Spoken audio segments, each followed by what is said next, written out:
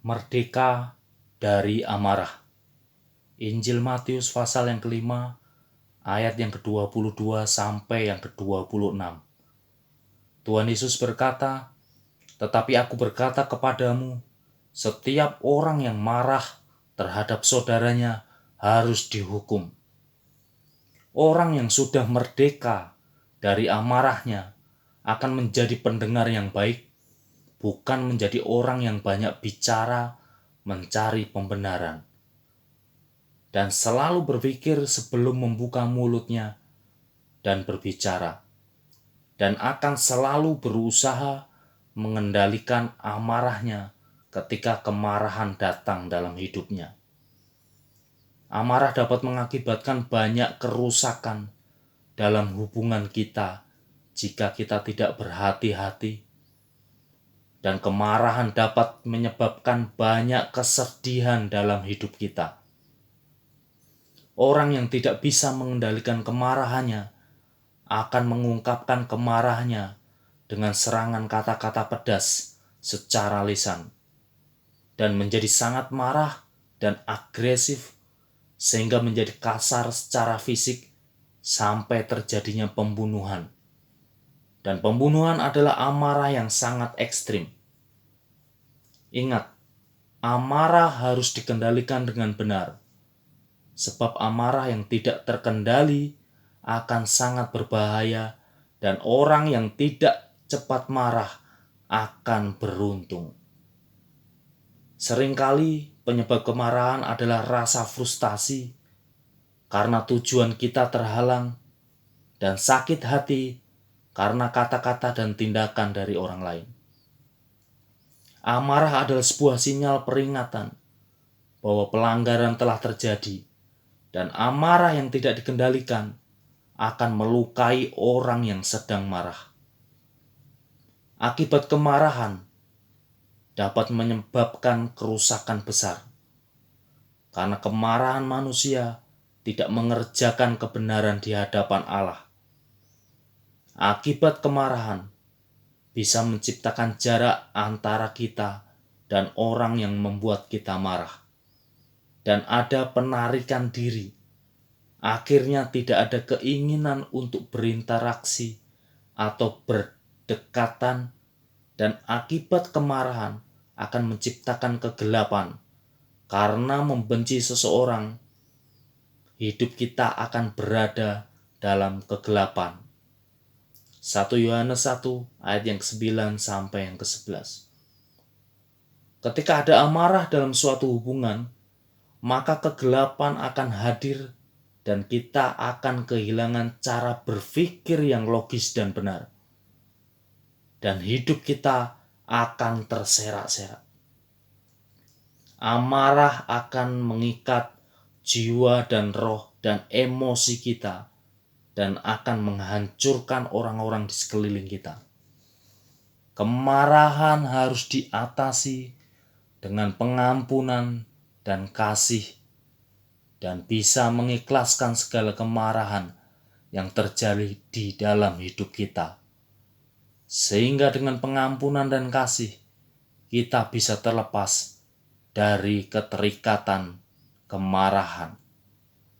Kemarahan harus dikelola dan dikendalikan supaya tidak menjadi perilaku atau tindakan yang merusak orang lain. Mengatasi kemarahan dengan tidak merasa tersinggung kepada perkataan atau tindakan orang lain yang menyakiti kita.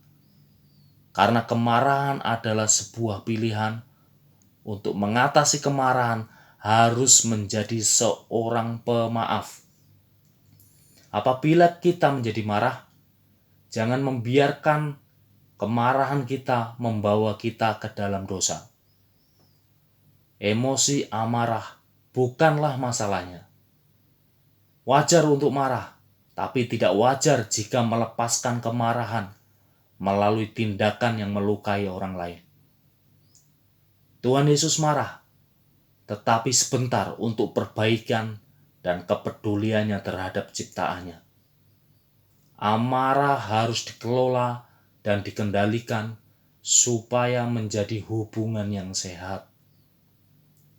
Manusia marah karena situasi yang sulit. Manusia marah karena diri kita sendiri yang penuh kelemahan, kekurangan, dan kegagalan.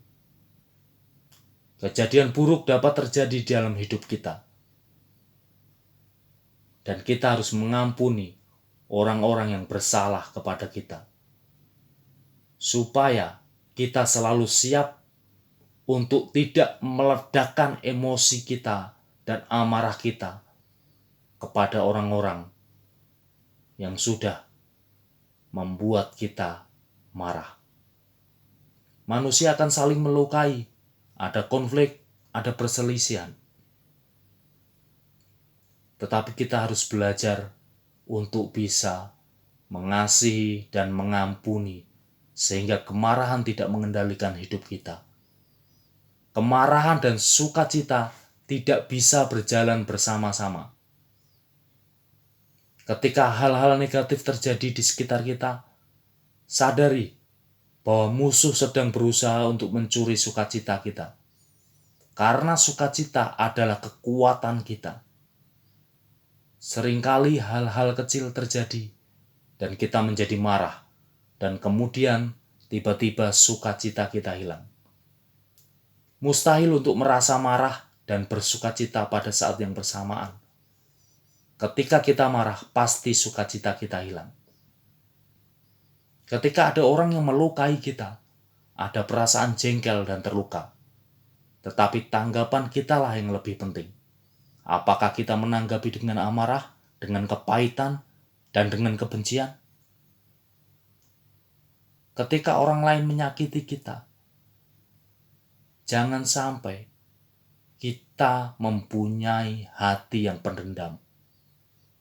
Tanggapan semacam inilah yang menghentikan proses kesembuhan dan mempengaruhi kita secara fisik dan emosional dan rohani dan juga dalam hubungan kita dengan orang lain. Inilah racun mematikan dalam diri kita. Obat penawar ketika kita dilukai dengan tindakan dan perkataan adalah dengan pengampunan untuk segala luka hati. Pengampunan memampukan kita membebaskan orang yang bersalah kepada kita dan melukai hati kita. Dan akan membebaskan diri kita sendiri. Masalah pengampunan harus bisa selesai 24 jam dalam hidup kita. Banyak hubungan rusak dan hancur hanya karena orang lebih fokus untuk menjadi benar daripada memulihkan hubungan tersebut. Mengampuni demi hubungan kita dan untuk kemerdekaan kita sendiri, itulah kunci untuk mengendalikan kemarahan kita. Tidak mengampuni orang berarti memasukkan diri sendiri ke dalam penjara. Kita mengikat roh kita sendiri dan memberikan iblis untuk mengendalikan hidup kita. Walaupun orang lain bersalah, kalau tidak diampuni akan merusak kita secara luar biasa. Pengampunan bukanlah perasaan, tetapi kemauan dalam diri kita. Pengampunan adalah tanggung jawab kita. Jangan mengubah perasaan marah menjadi tindakan amarah. Jangan memberikan ekspresi tidak terkontrol pada amarah kita melalui tindakan kita. Dosa biasanya ada di dalam tindakan yang kita pilih ketika kita marah. Mengendalikan kemarahan akan jauh lebih sehat daripada melepaskan perilaku marah. Jangan biarkan jarak emosi tetap ada. Kita harus bisa menjadi orang yang lemah lembut. Mengakui kita bersalah itu membuka borgol kemarahan kita. Sadar dan bertobatlah jika kita masih mengikat kemarahan dalam hidup kita